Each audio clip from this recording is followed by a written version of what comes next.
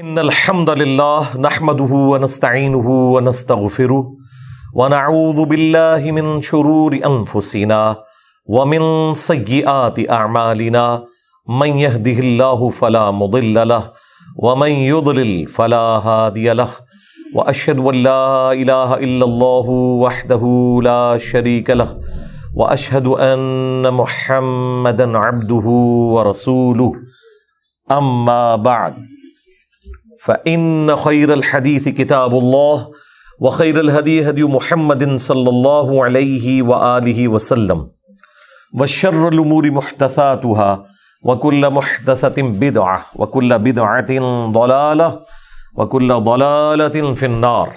أعوذ بالله السميع العليم من الشيطان الرجيم من همزه ونفخه ونفثه. بسم الله الرحمن الرحيم.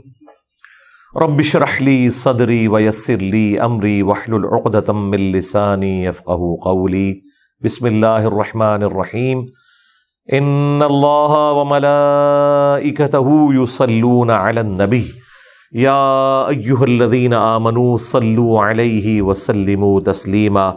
اللهم صل على محمد وعلى آل محمد كما صليت على إبراهيم وعلى آل إبراهيم إنك حميد مجيد. اللهم بارك على محمد وعلى آل محمد كما باركت على إبراهيم وعلى آل إبراهيم إنك حميد مجيد. اللهم ربنا آتنا في الدنيا حسنة وفي الآخرة حسنة وقنا عذاب النار. ربنا آتنا من لدنك رحمة وهيئ لنا من أمرنا رشدا. لا إله إلا أنت سبحانك إني كنت من الظالمين. حسبنا الله ونعم الوكيل. يا حي يا قيوم برحمتك أستغيث ولا حول ولا قوة إلا بالله العلي العظيم. آمین. الحمدللہ آج 9 جولائی 2023 کو سنڈے کے دن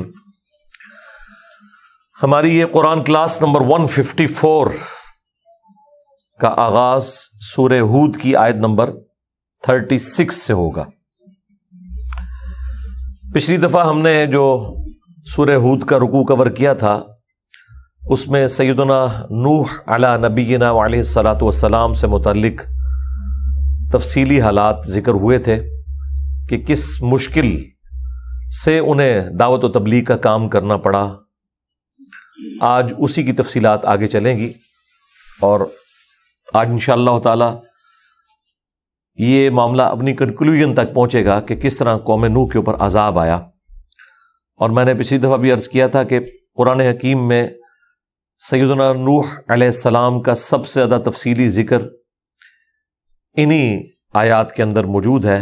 آیت نمبر 25 سے لے کر 49 تک یہ 25 آیات مسلسل نوح علیہ السلام اور ان کی قوم سے متعلق ہیں.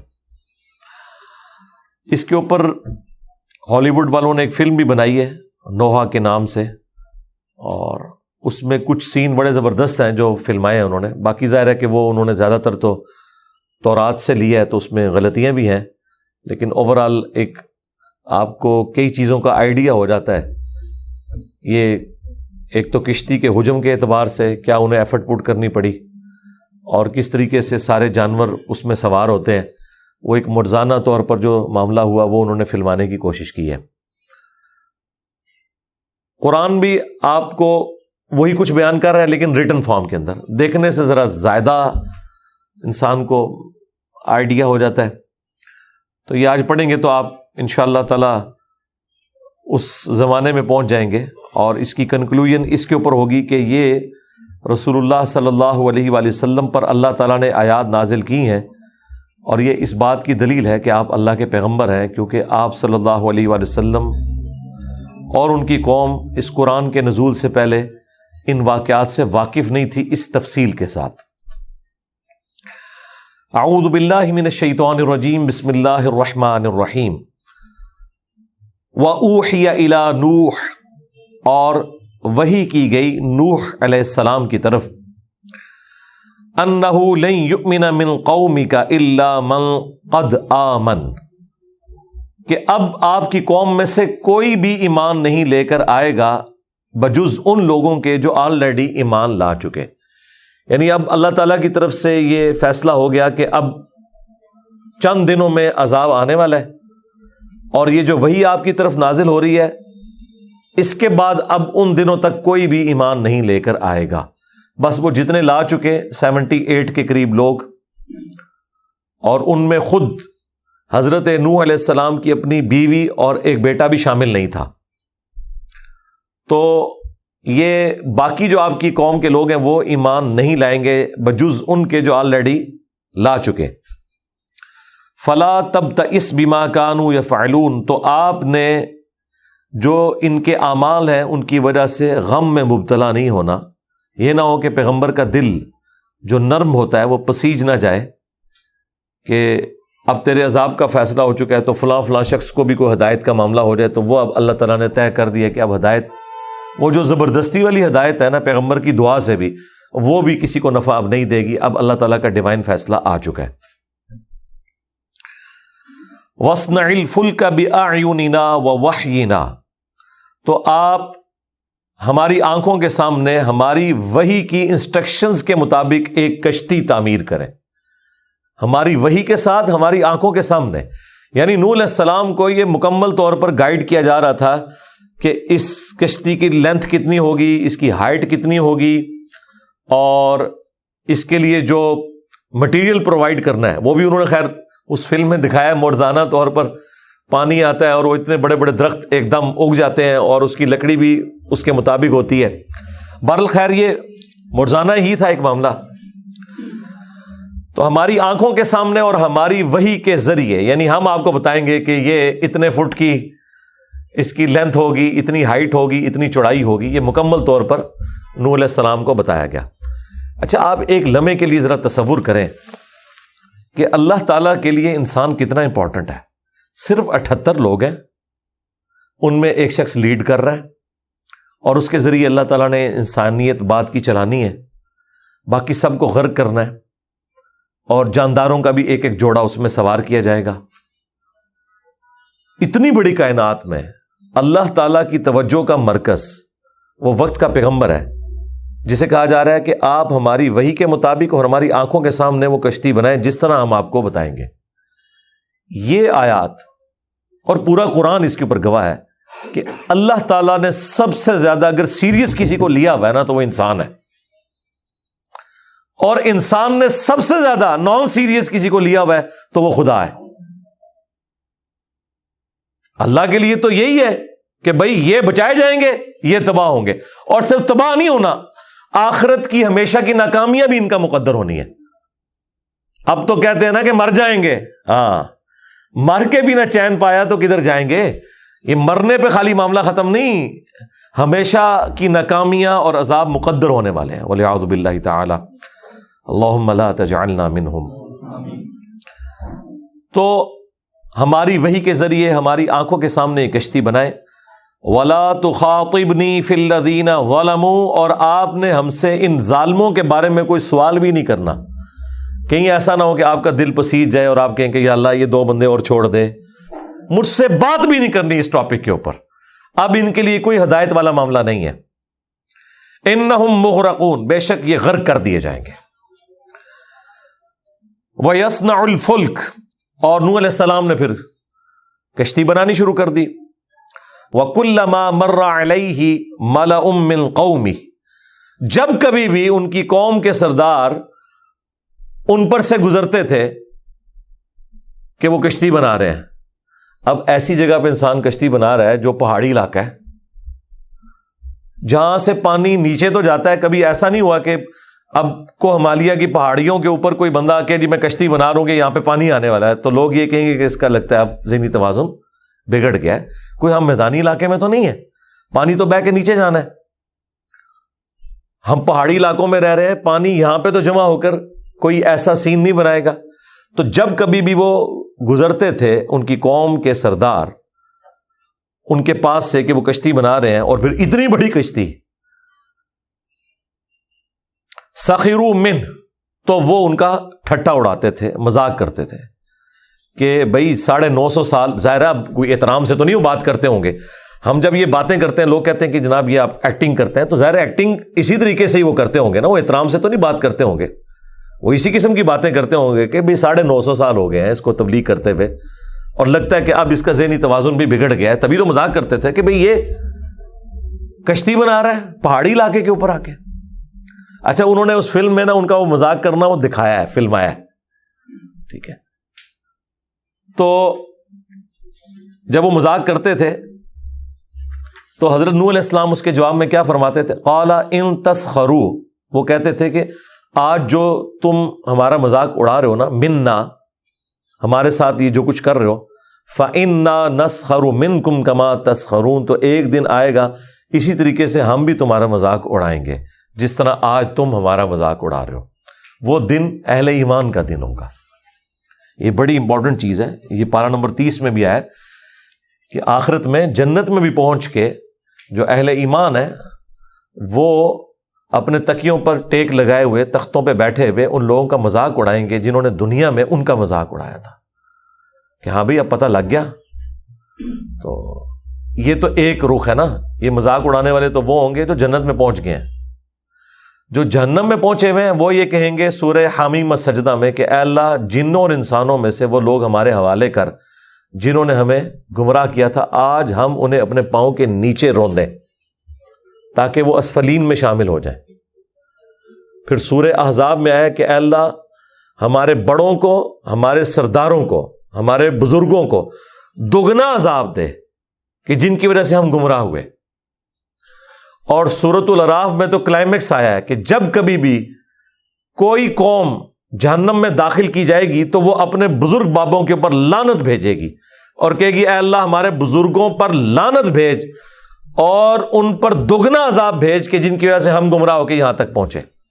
تو اللہ تعالیٰ فرمائے گا کہ سب کے لیے دگنا ہے، یہ پیکٹ سب کے لیے ہے، سب کے لیے، اس لیے کہ تم بھی تو آنے والوں کے لیے بزرگ بنے ہو نا۔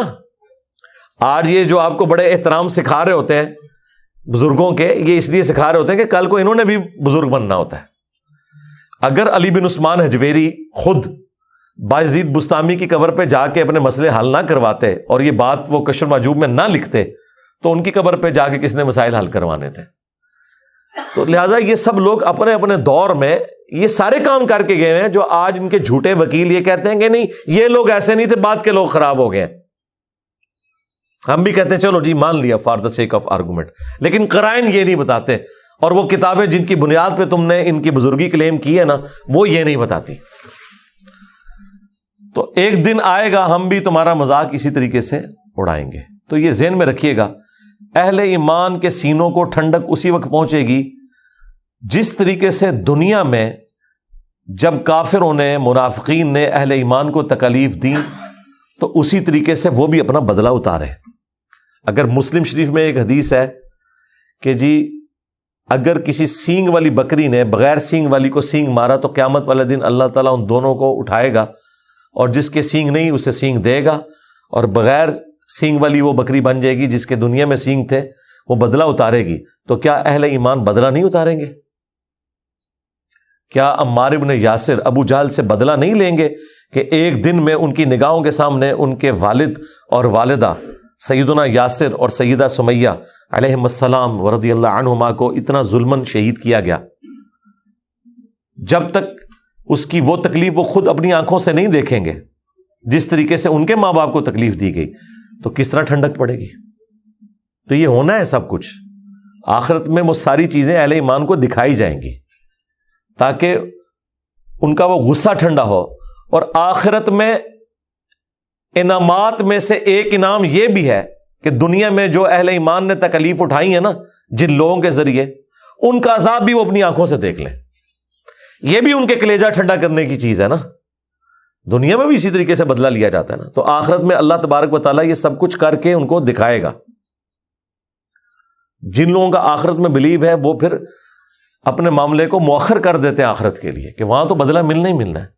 جس طرح سیدنا حجر ابن عدی کو جب ظلماً شہید کیا گیا تو انہوں نے کہا مجھے میرے انہی خون آلود کپڑوں اور بیڑیوں میں دفن کرنا، میں پورے صراط پر معاویہ ابن ابی سفیان سے ملوں گا اللہ کے سامنے کہ جو کچھ میرے ساتھ کیا گیا اس وجہ سے کہ میں سیدنا علی سے محبت کرتا ہوں، اس جرم کی سزا مجھے دی گئی۔ تو اہل ایمان کو بدلہ آخرت میں ملنا ہے. یہ اتنا سادہ معاملہ نہیں ہے جو چھوٹ جائے کوئی بندہ. اللہ تبارک و تعالی یہ ذکر کرنے کے بعد نوح علیہ السلام کے اگلے الفاظ نقل کیے ہیں. فَسَوْفَ تَعْلَمُونَ مَنْ يَأْتِيهِ عَذَابٌ يُخْزِيهِ. ان قریب تم جان لوگے کہ کسے پہنچتا ہے ذلیل و خوار کر دینے والا عذاب. وَيَحِلُّ عَلَيْهِ عَذَابٌ مُقِيمٌ. اور کس کے لیے حلال ہو جاتا ہے, کون پورا اترتا ہے اس ہمیشہ قائم رہنے والے عذاب کے لیے. یعنی کون سا عذاب؟ آخرت کا. دنیا میں تو غوطہ آیا, مر گئے, جان چھوٹ گئی, لیکن جان نہیں چھوٹی, جان پکڑی گئی. آخرت میں تو نور اسلام کے ذریعے کہا جا رہا ہے کہ آپ انہیں یہ بتا دیں کہ ان قریب یہ دنیا کا عذاب تو آنے والا ہے, تم غرق کر دیے جاؤ گے, اور جو ہمیشہ باقی رہنے والا عذاب ہے وہ ابھی تم پر باقی ہے, جو حلال ہو جائے گا تمہارے لیے. حتی اذا جاء امرنا. بس وہ کشتی بناتے رہے, وہ کشتی کوئی 1-2 دن میں نہیں بنی, مہینوں میں بنی ہے. اور پھر نوح علیہ السلام کو یہ بتایا گیا تھا کہ اس عذاب کے آنے کی نشانی ہوگی کہ ایک تندور میں سے پانی کا چشمہ ابلے گا. یہاں تک کہ جب ہمارا حکم عذاب آ پہنچا, وفارت تنور, اور وہ تندور, اردو میں ہم تندور کہتے ہیں, عربی میں لفظ تنور, ابل پڑا. جب یہ تندور ابلنا شروع ہوا نا تو یہ اشارہ تھا کہ بھائی اب سیٹ بیلٹ باندھ لیں, معاملات قریب آ چکے ہیں. تو اس کے بعد پھر انہوں نے ساری ایکٹیویٹی پرفارم کی. وہ کیا تھی؟ قُلْ نَحْمِلْ فِيهَا مِنْ كُلٍّ زَوْجَيْنِ اثْنَيْنِ. ہم نے ان سے فرمایا, نوح علیہ السلام سے, کہ ہر جاندار کا ایک ایک جوڑا اس میں سوار کر لیں. اور وہ جو فلم ہے اس میں انہوں نے دکھایا ہے, ہاتھی آ رہے ہیں, شیر آ رہے ہیں, اور اتنے زیادہ جانور, پتہ نہیں وہ کس زبردست انداز میں انہوں نے فلمایا. وہ اپنی اپنی جگہوں پہ جا کے بڑے اوبیڈینٹ بچوں کی طرح بیٹھ رہے ہیں اپنے اپنے خانوں میں, جو جو انہوں نے ان کے لیے بنائے تھے. ظاہر ہے مرزانہ طور پر ہو رہا تھا نا. تو ہر جنس میں سے نر اور مادہ اس میں سوار کر لیں. وَأَهْلَكَ إِلَّا مَنْ سَبَقَ عَلَيْهِ الْقَوْلِ. اور اپنے گھر والوں کو بھی سوار کر لیں, سوائے ان کے کہ جن کے لیے پہلے ہمارا یہ قول بیان ہو چکا ہے کہ انہیں ہدایت نہیں ملنی. ان میں سے ایک نوح علیہ السلام کی بیوی تھی اور ایک ان کا بیٹا تھا. بیٹے کا ذکر یہاں پہ ہے, بیوی کا ذکر سورہ تحریم میں جا کے آئے گا. نوح علیہ السلام اور لوط علیہ السلام یہ دونوں پیغمبروں کی بیویاں کافرہ تھیں. ومن آمن, اور جو ایمان والے ہیں ان کو بھی آپ نے ساتھ سوار کرنا ہے, اپنے اہل البیت کو, سوائے ان کے کہ جن پر اللہ کا حکم عذاب طے ہو چکا ہے, اور اپنے ساتھیوں کو جو اہل ایمان تھے, وہی 80 سے کم لوگ تھے جو اسرائیلی روایتوں میں ملتا ہے. اور قرآن کی آیت اس کو سپورٹ بھی کرتی ہے. وما آمن معه الا قلیل. اور نوح علیہ السلام پر ایمان نہیں لائے تھے مگر بہت ہی تھوڑے لوگ, بہت قلیل لوگ. اچھا, عربی زبان میں ویسے کثرت کا عدد جو ہے نا, وہ چونکہ وہ 3 سے شروع ہوتا ہے نا جمع, تو 300 پلس جو ہے نا ان کو کثیر تعداد شمار کیا جاتا ہے. تو اشارتاً تو یہی لگتا ہے کہ یہ 300 سے بھی کم تھے. لہذا جو اسرائیلی روایتیں ہمیں ملتی ہیں, جو ہمارے مفسرین نے بھی نقل کی ہیں, وہ 78 لوگوں کا ذکر ہے. یعنی 80 سے بھی کم لوگ, سینچری بھی پوری نہیں ہوئی کہ جو ایمان لے کر آئے تھے. وقال ارکبوا, اور نوح نے کہا کہ سوار ہو جاؤ, فیہا, اس کشتی میں. اہل ایمان کو سوار کیا, اپنے گھر والوں کو, سوائے بیوی اور بیٹے کے. ان کو بھی ویسے آفر دی تھی, وہ خود ہی سوار نہیں ہوئے. انہوں نے کہا جی اتنے اونچے اونچے پہاڑ, یہاں پہ پانی کہاں آ سکتا ہے, ہم کون سے میدانی علاقے میں رہ رہے ہیں کہ وہاں پہ آ جائے گا کوئی سیلاب وغیرہ. یہ تو میدانی علاقوں کے مسئلے ہیں نا. پہاڑی علاقوں میں تو آج تک آپ نے سنا ہے کہ مری میں سیلاب آ گیا. یہ تو ہو سکتا ہے کوئی کہیں پہ پانی جمع ہو جائے, کوئی سڑک کے اوپر سے بہہ جائے, باقی تو اونچی جگہ پہ تو سیلاب نہیں آتا اس لیول کا کہ کوئی ڈوب جائے. تو نوح علیہ السلام نے کہا کہ سوار ہو جاؤ اس میں. بسم اللہ مجریہا و مرساہا, اللہ کے نام کے ساتھ اس کا چلنا ہے اور اس کا لنگر انداز ہونا ہے. یہ واحد مقام ہے قرآن میں جس کو آپ نے مجہول انداز میں پڑھنا ہے. ویسے را کھڑا زیر ری ہوتا ہے، لیکن یہاں پڑھا جا رہا ہے مجریہا، وہی جو پینڈو سٹائل جسے کہتے ہیں آپ، مجہول سٹائل۔ یہ قرآن کا واحد لفظ ہے جو آپ نے اسی سٹائل میں پڑھنا ہے، کیونکہ یہ اسی طریقے سے نبی علیہ السلام سے منقول ہے۔ قریش کی قرات میں بھی اس کو یوں ہی پڑھا گیا ہے، مجریہا۔ یہ ایک ہی لفظ ہے جو پورے قرآن میں پڑھا گیا۔ ویسے تو ہمارے ماشاءاللہ ائمہ اور بڑے بڑے علماء بھی وہ تو پورا قرآن ہی مجہول پڑھتے ہیں، کیونکہ انہوں نے معروف عربی تو نہیں سیکھی ہوئی ہے۔ ایون احادیث کی کتابیں پڑھ کے فارغ ہو جاتے ہیں، وہ حدیثیں جب پڑھتے ہیں تو وہ معروف عربی میں نہیں پڑھ رہے ہوتے، مجہول پڑھ رہے ہوتے ہیں، سوائے ان کے جن کا ایک ذاتی شغف خود ہوتا ہے قرات کا کہ وہ عربی لنگوسٹک میں پڑھیں، ادروائز ایون قرآن بھی یہ مجہول ہی پڑھ رہے ہوتے ہیں۔ تو اللہ کے نام کے ساتھ ہی اس کا چلنا ہے اور اس کا لنگر انداز ہونا ہے۔ ان ربی لغفور الرحیم، بے شک میرا پروردگار بخشنے والا مہربان ہے۔ اچھا، یہ دعا جو ہے نا بڑی زبردست ہے۔ یہ صرف کشتی میں بیٹھنے کی دعا نہیں ہے، کسی بھی سواری میں آپ نے بیٹھنا ہو، ٹرین میں بیٹھے، جہاز میں بیٹھے، یہی دعا مانگیں، بسم اللہ مجریہا ومرساہا ان ربی لغفور رحیم۔ تو یہ حقیقت ہے، اللہ ہی کے حکم کے ساتھ اس کا چلنا ہے اور اس کا لینڈ کرنا ہے۔ ظاہر وہ کشتی بھی تو لینڈ کرتی ہے نا، جہاز جو ہے ہوا میں اڑ کے زمین پہ لینڈ کرتا ہے، اور کشتی بھی پانی میں چل کے کنارے پہ جا کے لینڈ کرتی ہے۔ تو چلنا بھی اس کا اللہ کے حکم سے ہے، لینڈ کرنا بھی اس کا اللہ کے حکم سے۔ ایک یہ دعا ہے، اور دوسری سورہ الزخرف میں آئے گی، سبحان الذی سخر لنا ھذا وما کنا لہ مقرنین وانا الی ربنا لمنقلبون۔ وہ تو اللہ تعالیٰ نے خود دعا سکھائی ہے کہ ہم نے یہ جو مویشی دیے ہیں، یہ سواریاں دی ہیں اس لیے کہ جب تم ان کی پیٹھ پر سوار ہو تو پھر اللہ تعالیٰ کی تسبیح کرو ان الفاظ کے ساتھ، سبحان الذی سخر لنا ھذا۔ پاک ہے وہ ہستی، اسی کے لیے تسبیح ہے جس نے مسخر کر دیا اس سواری کو ہمارے لیے۔ اونٹ جتنا طاقتور ہے، اگر اللہ تعالیٰ نے اسے انسانیت کے لیے مسخر نہ کیا ہو، وہ تو قریب نہ لگنے دے کسی کو۔ ایک نکیل کے ذریعے ایک بچہ بھی اسے لے کے چلتا ہے، اس کے اوپر آپ سواری کرتے ہیں، 1 مہینے تک وہ پانی سٹور کر لیتا ہے اپنے اندر۔ کیا زبردست چیز اللہ نے بنائی ہے۔ اس کے علاوہ بھی جتنے جانور ہیں، اور باقی سواریاں بھی اللہ کے حکم سے چل رہی ہیں۔ فورس آف بوئنسی، قوت اچھال، جو ہوا میں پانی کے اندر موجود ہے وہ تو اللہ نے رکھی ہے نا۔ اگر یہ غائب ہو جائے تو چیزیں ڈوب جائیں گی۔ کئی بار ایئر ٹریول کے دوران ایئر پاکٹس آتی ہیں جن میں ہوا آلموسٹ غائب ہوئی ہوتی ہے، تو کئی 100 فٹ جہاز ایسے نیچے آ جاتا ہے، اور اگر وہ زمین تک یہ غائب ہو تو دڑا لا کے نیچے ہی لگے گا۔ اللہ تعالیٰ کے حکم سے یہ سارے معاملات چل رہے ہیں۔ اللہ ہی نے مسخر کیا ہے یہ تمام قدرت کے قوانین کو، انسان کا تابع فرمان بنا دیا۔ ادروائز اگر آپ ماچس کو آگ لگائیں اور 10 دفعہ وہ جلے اور اگلی 5 دفعہ نہ جلے، یہ فزیکل فینومینا آف نیچر جو قانون قدرت ہے اس کو کبھی وہ فالو کرے کبھی نہ کرے، تو مجھے بتائیں دنیا میں کوئی کام ہو سکتا تھا؟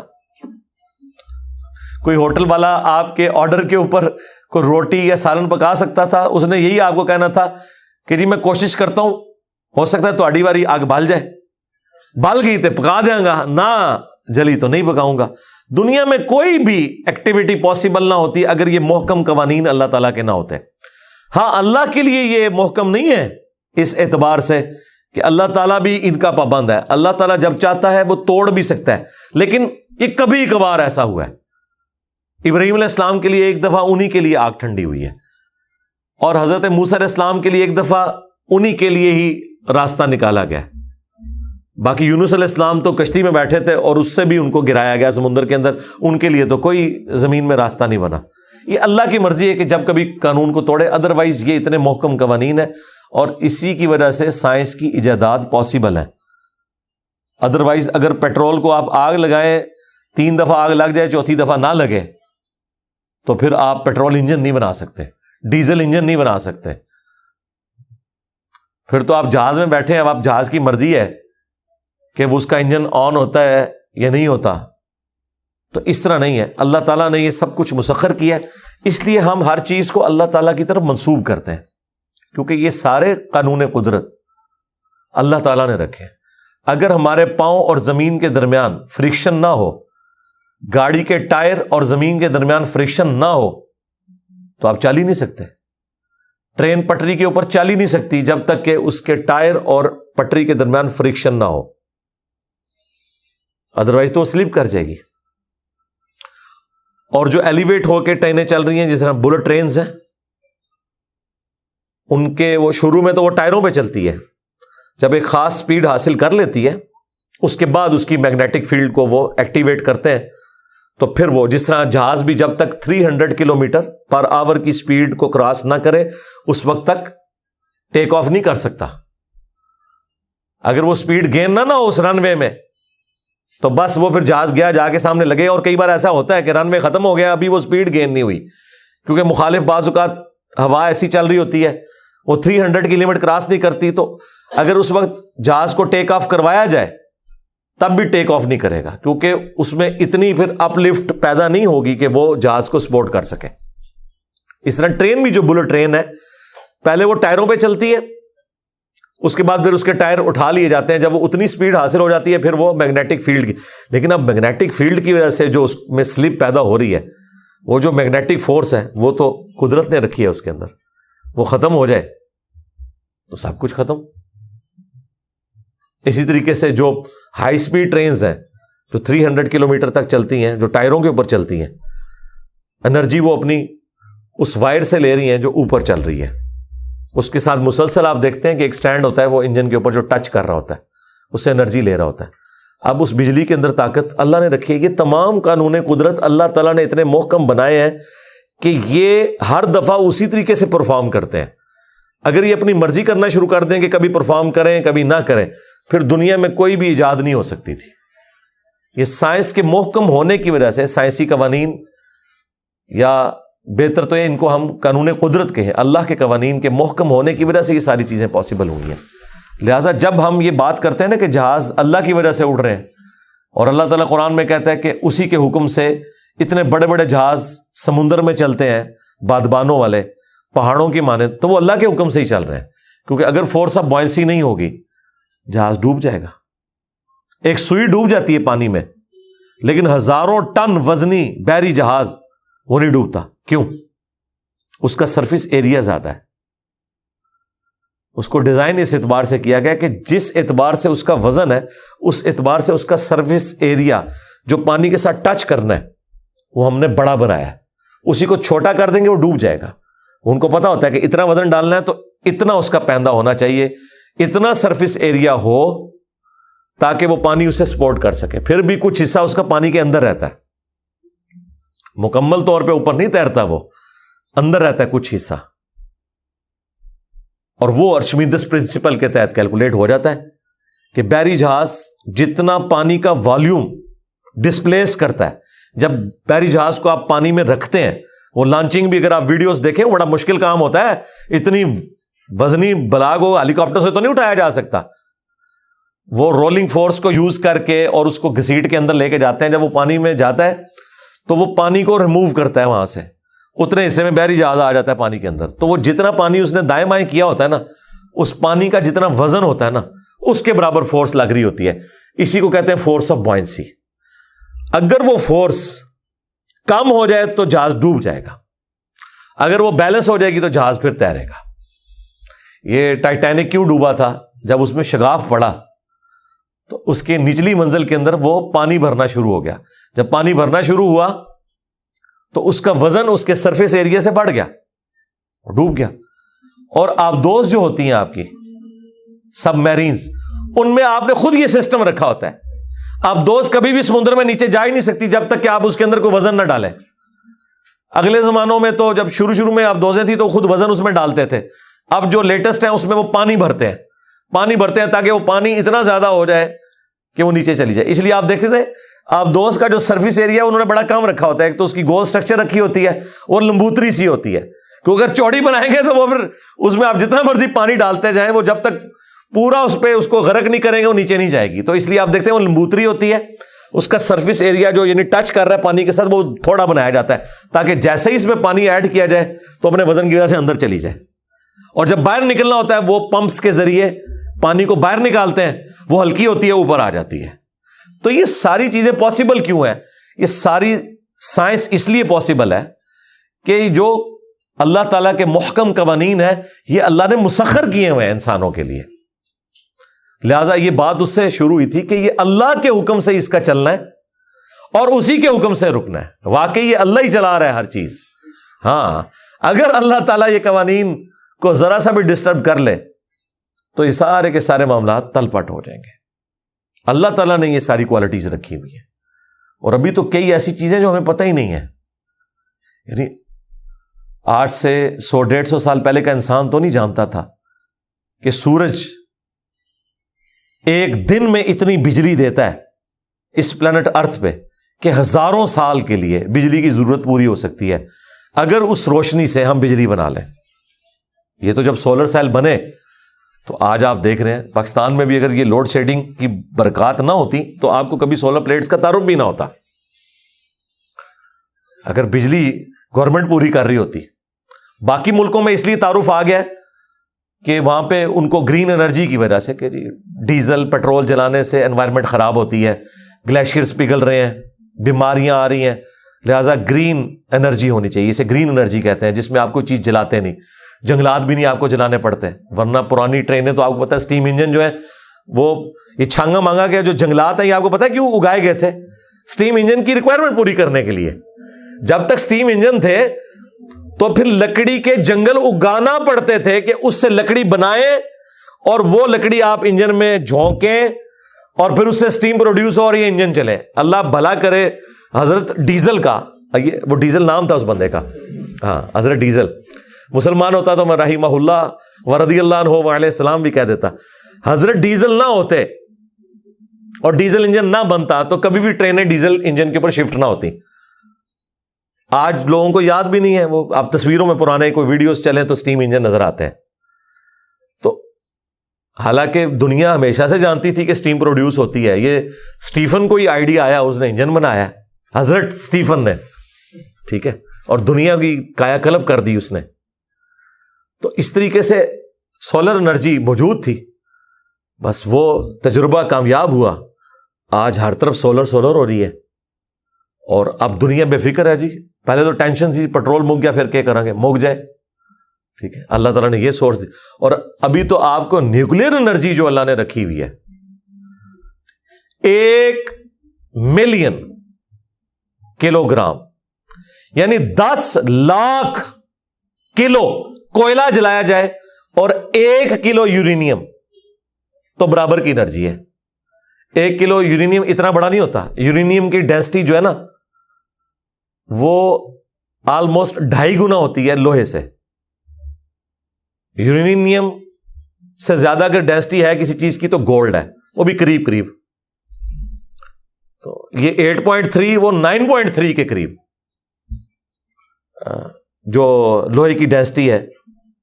تو اتنا سا جو لوہا ہے نا وہ اتنا سا یورینیم وہ آلموسٹ 1 کلو بنتا ہے. اس سے آپ فشن پروسیس کے ذریعے اتنی انرجی حاصل کرتے ہیں جو 10 لاکھ کلو, 1 کلو نہیں, لاکھ کلو نہیں, 10 لاکھ کلو کوئلہ جلانے سے حاصل ہوگی.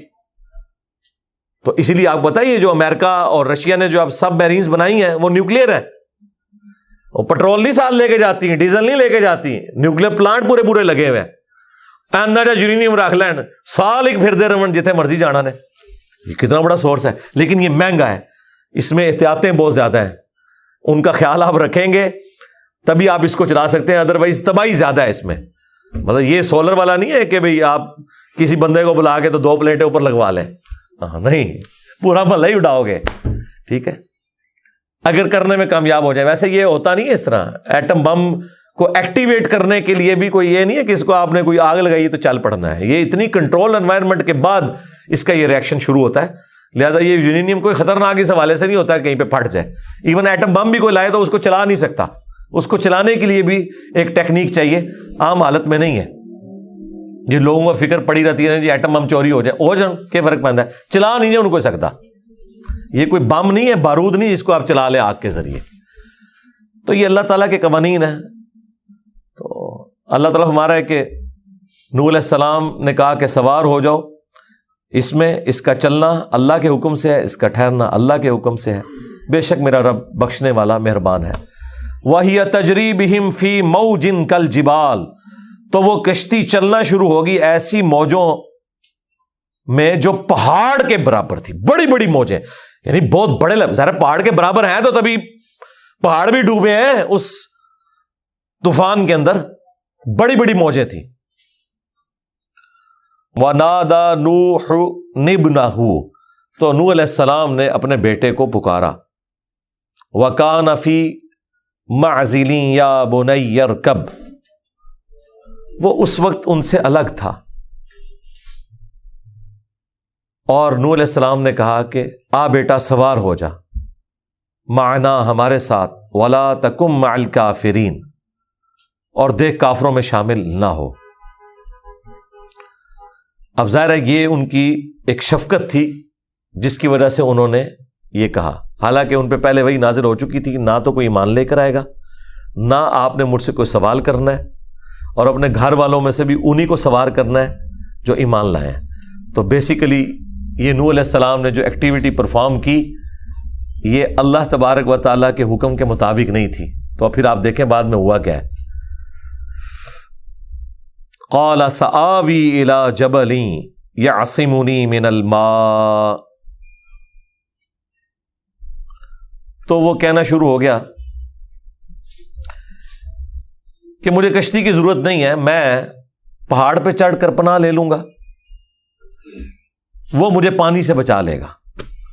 اب نوح علیہ السلام کو تو پتا تھا کہ یہ طوفان کوئی اور ہے، یہ وہ والا طوفان نہیں ہے. قال لا عاصم اليوم من امر اللہ، تو انہوں نے کہا آج اللہ تعالیٰ کے اس حکم عذاب سے کوئی نہیں بچا سکتا، الا من رحم، سوائے اس کے کہ جس پر اللہ رحم کرے. وحال بینہم الموج، بس یہ باتیں کر رہے تھے کہ ایک بڑی موج آئی نوح علیہ السلام اور ان کے بیٹے کے درمیان. فکان من المغرقین، اور وہ غرق ہونے والوں میں شامل ہو گیا. یہ وہ جیسے ایک ڈراپ سین، فلمی سین ہے نا، باپ بیٹا باتیں کر رہے ہیں اور وہ قائل کر رہے ہیں، اور اللہ تعالیٰ فرما رہے ہیں اچانک ایک بڑی موج آئی، وہ پڑا ہوا بیٹا. اور بیٹا کس کا؟ نوح علیہ السلام کا. ایمان نہیں لایا، اعمال درست نہیں تھے، اللہ تعالیٰ نے اسے بیٹے ہونے کا کوئی فائدہ نہیں دیا. یہاں پہ لوگ کہتے ہیں ہم سید ہیں، ہمارا احترام کریں، اور پورا دن بیٹھ کے درباروں پہ سوٹے لگاتے ہیں. یہ دیکھ لیں جو ڈائریکٹ سامنے بیٹا تھا اس کے بارے میں آگے تو چل کے آئے گا، اللہ تعالیٰ کہتا ہے کہ یہ تیرا بیٹا ہی نہیں ہے اگرچہ بیٹا تھا. وَقِيلَ يَا أَرْضُ ابْلَعِي مَاءَكَ، تو زمین کو اللہ تعالیٰ کی طرف سے حکم دیا گیا کہ اے زمین اپنا پانی اندر نگل لے. وَيَا سَمَاءُ أَقْلِعِي، اور اے آسمان تو بھی تھم جا. دیکھیں ایک زمین سے پانی نکل رہا ہے، آسمان سے پانی برس رہا ہے، تو پانی پانی ہو گیا ہر طرف. وَغِيضَ الْمَاءُ، اور اتر گیا پانی. وَقُضِيَ الْأَمْرُ، اور اللہ کا حکم نافذ ہو گیا جو اس نے فیصلہ کیا تھا کہ غرق کر دیے جائیں گے. وَاسْتَوَتْ عَلَى الْجُودِ، اور وہ کشتی جودی پہاڑ کے اوپر جا ٹھہری. اچھا، اب یہ جودی پہاڑ جو اس وقت دنیا میں مشہور ہے، لوگ وہاں جاتے بھی ہیں، زیادہ تر تو یہودی جاتے ہیں اور وہاں سے وہ لکڑی کے کوئی ٹکڑے اٹھا کے لے آتے ہیں، وہی جو یہاں پہ درباروں والا معاملہ ہے. تو وہ کہتے ہیں یہ کوئی کشتی کی باقیات ہیں، مختلف چیزیں آتی رہتی ہیں مارکیٹ کے اندر، میدان میں. حالانکہ کوئی وثوق کے ساتھ یہ نہیں کہا جا سکتا کہ یہ کشتی اس وقت کہاں پہ ہے. بہرحال وہ جودی پہاڑ کے اوپر ٹھہری. ظاہر کسی پہاڑ پہ ہی ٹھہرنی تھی، وہ پانی جب اترا ہے تو سب سے پہلے پہاڑ ہی باہر نکلتے ہیں نا، تو کسی اونچی پہاڑ پہ اللہ تعالیٰ نے اس کو ٹھہرایا. وقیل، اور کہا گیا بعدا للقوم الظالمین، ہلاکت اور بربادی ہو ظالم قوم کے لیے. ونادى نوح ربہ، اور نوح علیہ السلام نے اپنے رب کے حضور التجا کی. فقال، اور انہوں نے عرض کیا ربی ان ابنی من اہلی، اے میرے رب میرا بیٹا تو میرے گھر والوں میں شامل تھا، وَإِنَّ وَعْدَكَ الْحَقِّ، اور تو نے مجھ سے سچا وعدہ بھی کیا تھا، وَأَنْتَ أَحْكَمُ الْحَاكِمِينَ، اور سب حاکموں سے بڑھ کر تو حاکم ہے، تیرا حکم نافذ ہے۔ اب اگر آپ نے پچھلی آیات پڑھی ہیں تو کوئی جواز نہیں بنتا کہ نوح علیہ السلام یہ دعا کرتے، کیونکہ اللہ تعالیٰ کی بات میں کوئی جھول نہیں تھی۔ اللہ نے کہا تھا اپنے گھر والوں میں سے ان کو سوار کرنا ہے جو اہل ایمان ہے، اور جانوروں کے جوڑے، اور جو باقی اہل ایمان ہے ان کو، اور جو تمہارے گھر والوں میں سے ایمان نہیں لائے ان کے لیے اللہ تعالیٰ کا حکم عذاب اب طے ہو چکا ہے، اور ان کے بارے میں مجھ سے سوال بھی نہیں کرنا۔ ان ساری چیزوں کے ہوتے ہوئے کیا کوئی کرینہ بنتا تھا کہ نوح علیہ السلام اللہ تعالیٰ سے یہ گفتگو کرتے کہ میرے رب تو نے تو مجھ سے وعدہ کیا تھا کہ بچا لیا جائے گا میرے گھر والوں کو؟ تو اللہ نے تو یہ وعدہ نہیں کیا تھا، وعدہ کیا تھا کہ وہ گھر والے جو ایمان لائیں گے،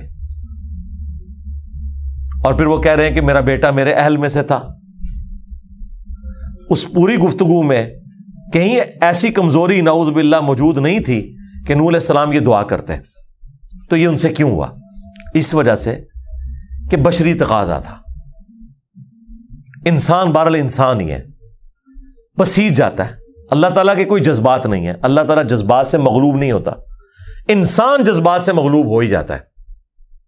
نبی علیہ السلام کے بارے میں نہیں آیا سورہ بنی اسرائیل میں کہ یہ کافر تو تلے ہوئے ہیں کہ جو وہی ہم آپ کی طرف بھیج رہے ہیں نا آپ کو اس سے ہٹا دیں، اور قریب تھا کہ آپ بھی ان کی بات مان لیتے اگر ہم آپ کو مضبوط نہ کرتے، اور اگر ایسا ہوتا ہم آپ کو دنیا کی زندگی میں بھی دگنا عذاب دیتے اور آخرت میں بھی آپ کو اللہ کے عذاب سے بچانے والا کوئی نہ ہوتا۔ اب مجھے بتائیں قرآن میں جو انبیاء کرام کا سٹیٹس بیان کیا جا رہا ہے، جس طریقے سے گفتگو کی جا رہی ہے، اس پوری گفتگو کے ہوتے ہوئے یہ کہنا کہ جی باب معصوم ہوتے ہیں تو یہ فراڈ ہی ہے نا۔ اگر انبیاء کا یہ سٹیٹس ہے تو باب تشائی کوئی نہیں۔ اب یہ انہوں نے جو کچھ کیا نوح علیہ السلام نے اس شفقت کی وجہ سے کیا، اب وہ ہر چیز اوور لک ہوگی، انسان بھول جاتا ہے نا۔ یار یوسف علیہ السلام نے جس کو آزاد ہونے کی بشارت دی تھی، اگر کوئی چیز نہیں بھولنی چاہیے تھی نا تو یہ تھی کہ مجھے انہوں نے بتایا تھا کہ واضح موت زندگی میں بدلنے والی ہے، اور وہ باہر جا کے بھول گیا، 9 سال تک بھولا رہا۔ جب بادشاہ کو خواب آیا اس نے کہا اوہ ایک بندہ میں جانتا ہوں۔ یار 9 سال تو بندہ یاد ہی نہیں آیا۔ تو اس نے کیا کہا تھا؟ مجھے شیطان نے بھلا دیا۔ ہو جاتا ہے اس طرح، ہمارے فرحان بھائی کے ساتھ ہو جاتا ہے، پوری رات بیٹھ کے کلپ تیار کیتا ہے، جا کے انہوں نے اپلوڈ کرنا ہے، صبح کے 11 بج گئے، فجر پڑھ کے میں سو کے بھی اٹھ چکا ہوں، فرحان صاحب کلپ کتنے ہے مجھے یاد ہی نہیں۔ میں نے کہا ایسے ہو سکتا ہے، 9 سال تک وہ بھولیا رہے ہیں تو چلو 9 گھنٹے تسی بھول سکتے ہو، یہ ہو جاتا ہے۔ حالانکہ ایک پوری ایکٹیویٹی پرفارم ہوئی ہے نا، بندہ نے کی ہے۔ تو یہاں پہ بھی نوح علیہ السلام کی ایک شفقت والا ایلیمنٹ۔ سیدہ مریم دیکھ لیں، جبرائیل علیہ السلام بشارت دے رہے ہیں کہ آپ کے بیٹے کو ہم نشانی بنانے والے ہیں، اور جب پریگنٹ ہوئی ہیں بجائے خوش ہونے کے کہہ رہی ہیں میں مر کے مٹی ہو جاتی اس سے پہلے کہ میں کیا منہ دکھاؤں گی اپنے رشتہ داروں کو۔ حالانکہ یہ بات تو نہیں کرنی بنتی تھی، تو خوش ہو کے بتانا چاہیے تھا کہ یہ دیکھو وہ بیٹا آ گیا، لیکن انسانی تقاضا۔ یہ ساری باتیں میں نے آپ کو اس لیے بتائی ہیں، ایک تو آپ کو سٹیٹس کلیئر ہو، دوسرا آپ کو یہ پتا چلے کہ اس قسم کی جب باتیں بخاری مسلم میں آتی ہیں نا تو منکرین حدیث مذاق اڑاتے ہیں، دیکھو جی کتنی نانسنس بات لکھی ہوئی ہے۔ ان آیات کا کیا کریں گے آپ؟ اس کا جواب صرف یہ ہوگا بشری تقاضا۔ جی نبی ہو کے یہ جی ہو سکتا ہے، انسان ہے، بشری تقاضا ہے۔ اب اللہ تعالیٰ کیا جواب دے رہے ہیں؟ قال یا نوح، اللہ نے کہا کہ اے نوح انہ لیس من اہلک، وہ تیرا بیٹا جو تھا وہ تیرے اہل میں سے ہے ہی نہیں ہے۔ کیوں؟ انہ عمل غیر صالح، اس کے تو کرتوت ہی برے لوگوں والے تھے. تو میرا وعدہ تو تھا تیرے اہل میں سے جو لوگ ایمان لانے والے ہیں.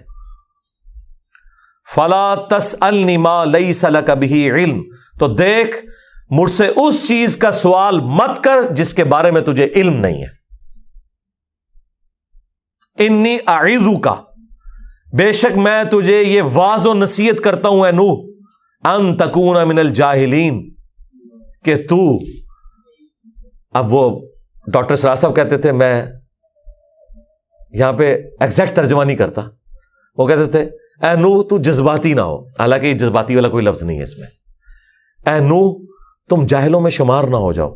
یہ بات کر کے باقی کلیئر کٹ ہے، ہمیں بھی نظر آ رہا ہے، اور میں تمہیں نصیحت کر رہا ہوں. اور جو سب سے خطرناک بات ہے نا اس میں، وہ یہ ہے کہ تم اس چیز کا سوال مجھ سے نہ کرو جس کے بارے میں تمہارے پاس علم نہیں ہے. اس جملے کا مطلب کیا ہے؟ علم تو ہے ان کے پاس، علم تو تھا نا کہ اہل ایمان میں سے وہ بچائے جائیں گے، آپ کے اہل میں سے جو ایمان لے آئیں گے، دوسرے غرق ہو جائیں گے. تو اس کا علم کیا نوح علیہ السلام کو نہیں تھا؟ ہم سن چکے، پہلے وہی ہو چکی تھی. یہ کس علم کی بات ہو رہی ہے کہ مجھ سے اس چیز کا سوال مت کر جس کے بارے میں تیرے پاس علم نہیں ہے. یہ کون سا علم ہے؟ مسئلہ تقدیر. یہ ہے تقدیر. تقدیر کے اوپر ایمان لانا یہ واجب ہے. یہ اللہ کی ڈیسٹنی میں مقرر تھا کہ اس کا انجام یہ ہونے والا ہے. اب یہ کیوں ہونے والا ہے وہ اللہ تعالیٰ پابند نہیں کسی بندے کے سامنے جسٹیفائی کرے اس کو کہ یہ اللہ نے کیوں ڈیسیژن کیا کہ اتنے لوگ جنت میں جائیں گے، اتنے جہنم میں. ہماری تو خواہش یہ ہے کہ سارے جنت میں چلے جاتے. یہ اللہ کا ڈیوائن پلان ہے. یہ بہت خطرناک معاملہ ہے. جس چیز کا تیرے پاس علم نہیں، یعنی یہ میرے پلان کا حصہ ہے کہ کس کی تقدیر میں جہنم لکھی ہے اور کس کی تقدیر میں جنت. اور وہ جسٹیفائی بھی ہے. یہ نہ سمجھیے گا کہ اللہ تعالیٰ نے کوئی زبردستی کی ہوئی ہے کسی کے ساتھ، وہ انسان خود کماتا ہے. لیکن بہرحال یہ اللہ کا ڈیوائن پلان ہے. کتنی حیران کن بات ہے کہ نبی کے جسم کا ٹکڑا ہے اور جہنم میں جا رہا ہے. یہ ہے اصل چیز. اور مولانا ساق صاحب کہتے تھے یار خام خواہ تم لوگوں نے جھگڑا بنایا ہوا ہے. آپ پتہ نا شیعہ اور بریلوی جھگڑا کرتے ہیں اہل حدیث کے ساتھ کہ حضرت ابراہیم علیہ السلام کے وہ والد نہیں تھے، وہ ابی تھے. جی پیغمبر کا باپ کس طرح کافر ہو جاتا ہے. مولانا اسحاق صاحب تو بعض اوقات ایسا چھکا مارتے تھے وہ پلانٹ ارتھ سے باہر جاتا تھا. انہوں نے کہا چھڑ دو، ابراہیم دا پیو، ابراہیم دا پیو تو نبی نہیں نا. نبی کا جو اپنا حصہ ہے اگر وہ کافر ہو سکتا ہے جو اس کے جسم کا ٹکڑا ہے. نبی تو کسی کا جسم کا ٹکڑا ہے نا، جو نبی کے جسم کا ٹکڑا ہے. جس طرح بخاری مسلم میں حدیث ہے فاطمہ میرے جگر کا ٹکڑا ہے. اگر نبی کے اپنے جسم کا ٹکڑا کافر ہو سکتا ہے تو اگر کوئی ابراہیم علیہ السلام کے باپ کو کافر مانتا ہے تو یہ کوئی گستاخی والا معاملہ نہیں ہے. بڑا بڑا چکا مارا ہے انہوں نے. ٹھیک ہے، ہم بس ان بحثوں میں پڑھنے کے لیے تیار ہیں کہ جی بس ہم یہ بھی کسی کی کوئی تقدیس کا مسئلہ بن گیا ہے، کسی کی عزت کم ہو گئی ہے، کسی کی شان میں گستاخی ہو رہی ہے. گستاخی صرف اللہ دی شان نہیں جو ہوندی، باقی ہر بندے دی شان گستاخی ہو جاتی ہے. آج تک آپ نے گستاخ اللہ سنا ہے؟ گستاخ اولیاء، گستاخ صحابہ، گستاخ اہل بیت، گستاخ رسول.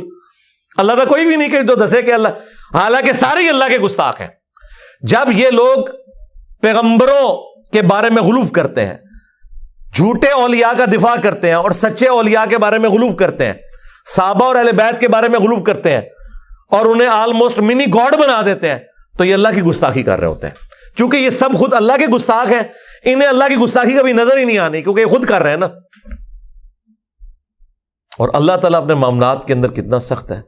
اے نوح میں تجھے نصیحت کرتا ہوں کہ تو جاہلوں میں شمار نہ ہو. قال ربی انی اعوذ بک ان اسألک ما لیس لی بہ علم. انہوں نے فوراً کہا اے میرے رب میں تیری ہی پناہ میں آتا ہوں کہ میں اس چیز کے بارے میں سوال کروں جس کے بارے میں میرے پاس علم نہیں ہے. اللہ اکبر. وَإِلَّا تَغْفِرْ لِي وَتَرْحَمْنِي، اور اگر تو نے مجھے معاف نہ کیا، مجھ پر رحم نہ فرمایا، اکم من الخاسرین، تو میں بھی خسارہ پانے والوں میں ہو جاؤں گا. یہ انہوں نے اپنے باپ والی دعا ریپیٹ کی، حضرت آدم علیہ السلام والی. ہاں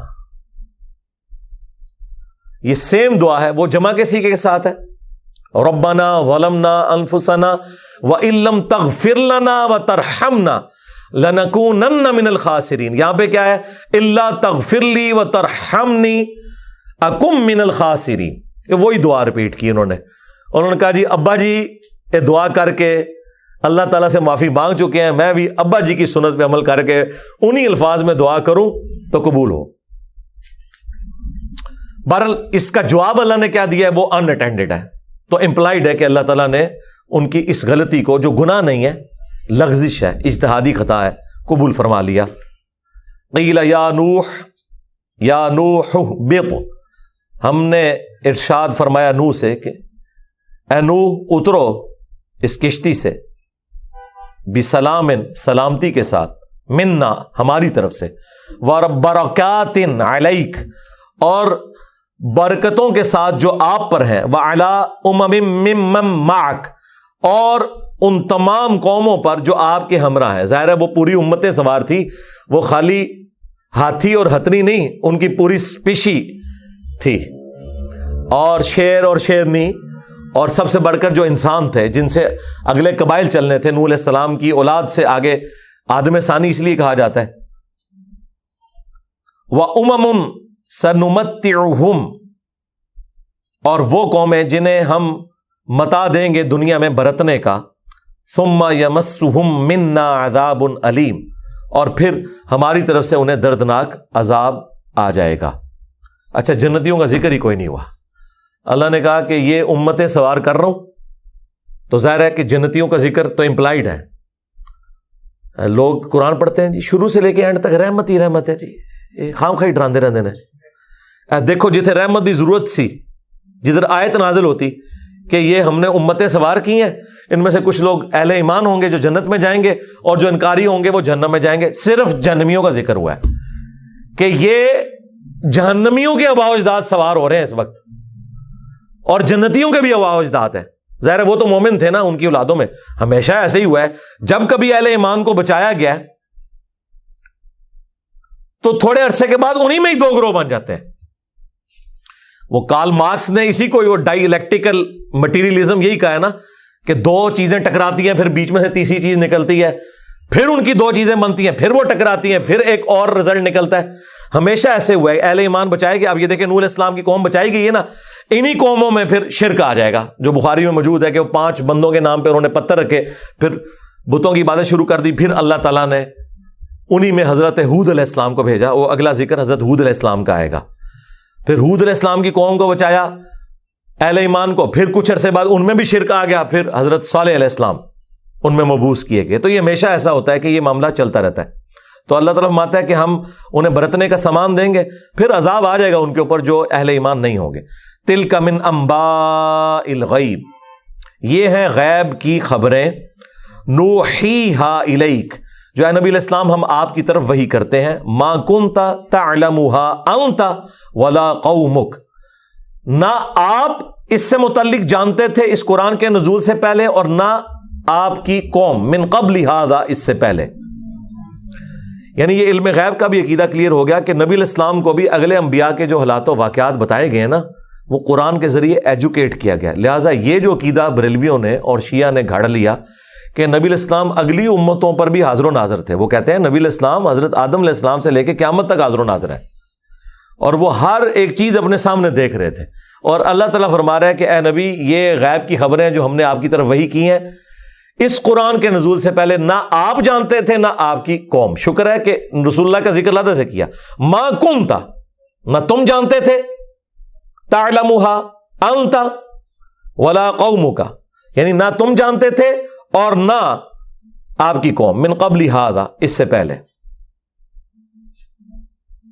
فاصبر, تو آپ صبر کریں. ان العاقبۃ للمتقین, بے شک آخرت تو اہل ایمان کے لیے. یہ اب وہ بیلنس ہو گیا. وہ تو عذاب کا ذکر آیا تھا, اب یہاں پہ آیا کہ سارے ہی نہیں جہنم میں جائیں گے, جو اہل ایمان ہیں پرہیزگار, ان کے لیے آخرت کے انعام ہیں. اس کے اوپر یہ رکوع ختم ہوا, اور حضرت نوح علیہ السلام کی قوم کا واقعہ 25 آیات کے اندر, جو آیت نمبر 25 سے 49 تک اللہ تبارک و تعالیٰ نے تفصیل کے ساتھ بیان کیا. اب اس کے بعد اگلی آیات کے اندر قوم ہود کا ذکر آئے گا, قوم سمود کا ذکر آئے گا, یعنی وہی ہے کہ یہ اب بچا لیے گئے. اب لگ تو ایسا رہا تھا کہ یہ معاملہ ہیپی ہیپی چلتا رہے گا، لیکن ایسا ہوتا نہیں. لہذا یہ جو لوگ ایسے ہیں نا جن کے دماغ میں کیڑا آیا ہوا ہے کہ جناب جی کسی طریقے سے اتحاد امت ہو جائے، سارے ایک جگہ جمع ہو جائیں، دنیا سے یہ سارا فساد ختم ہو جائے. سرکار یہ اللہ کا پلان ہی نہیں ہے. اس پہ میں آپ سے وہی کہوں گا کہ آپ اس چیز کا سوال مت کریں جس کے بارے میں آپ کے پاس علم نہیں ہے. اس کا علم یہ ہے کہ اللہ کا یہ ڈیوائن پلان ہے. لَأَمْلَأَنَّ جَهَنَّمَ مِنَ الْجِنَّةِ وَالنَّاسِ أَجْمَعِينَ، کہ ضرور بھر دوں گا جن و انس کے ساتھ جہنم کو.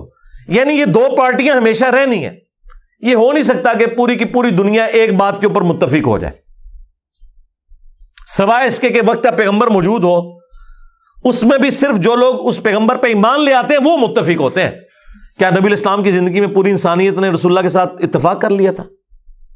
نہیں، صرف ماننے والوں نے کیا. اور ماننے والے بھی اس وقت تک کٹھے رہے جب تک نبی الاسلام موجود تھے.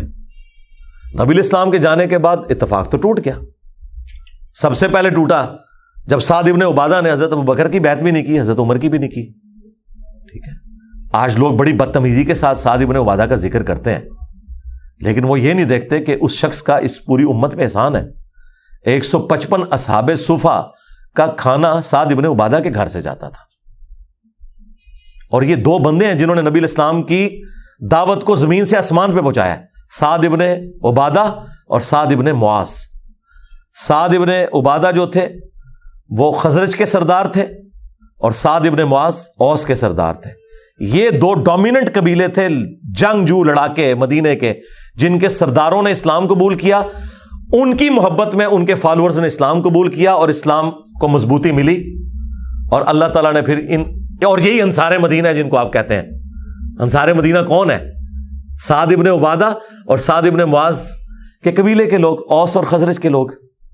بخاری مسلم میں حدیث ہے کہ انصار سے محبت نہیں رکھے گا مگر مؤمن، انصار سے بغض نہیں رکھے گا مگر منافق. اور بخاری مسلم میں حدیث ہے، اے انصار میرے بعد اور لوگوں کو تم پر ترجیح دی جائے گی، صبر کرنا یہاں تک کہ حوض کوثر پہ آ کے مجھے ملنا. آخرت میں آخرت تمہارے لیے.